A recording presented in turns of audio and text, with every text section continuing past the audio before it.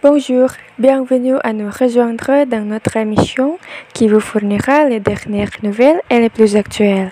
Moi, Sophie Adrina Poutry, je vous accompagnerai pendant environ 3 minutes.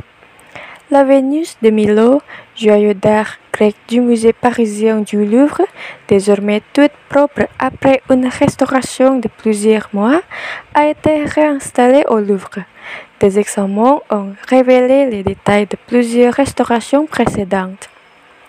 Au fil des années, la Vénus de Milo était devenue crasseuse et de plus en plus marron, explique Jean-Luc Martinet, directeur du département des antiquités grecques, étrusques et romaines.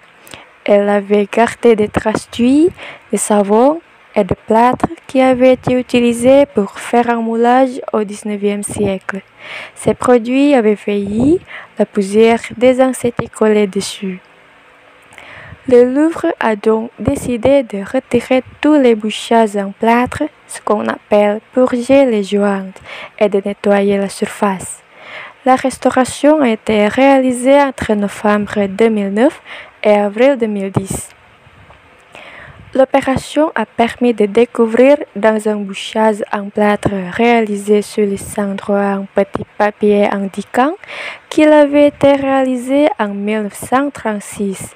Le Louvre s'est également demandé s'il fallait rajouter à la statue le pied gauche en plâtre fabriqué pour elle au XIXe siècle puis retiré plus tard. Finalement, il a été décidé de ne pas le faire. Le nez en plâtre a été déposé.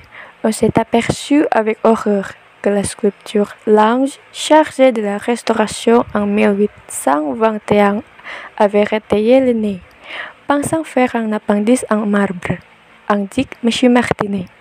Finalement, le nez avait été fait en plâtre. La commission de restauration a décidé de remettre le nez en plâtre car la cassure artificielle est affreuse, selon M. Martinet. La première restauration de la Vénus entre 1822 et 1824 avait suscité de vifs débats. Au départ, l'ange voulait même rajouter des bras à la statue.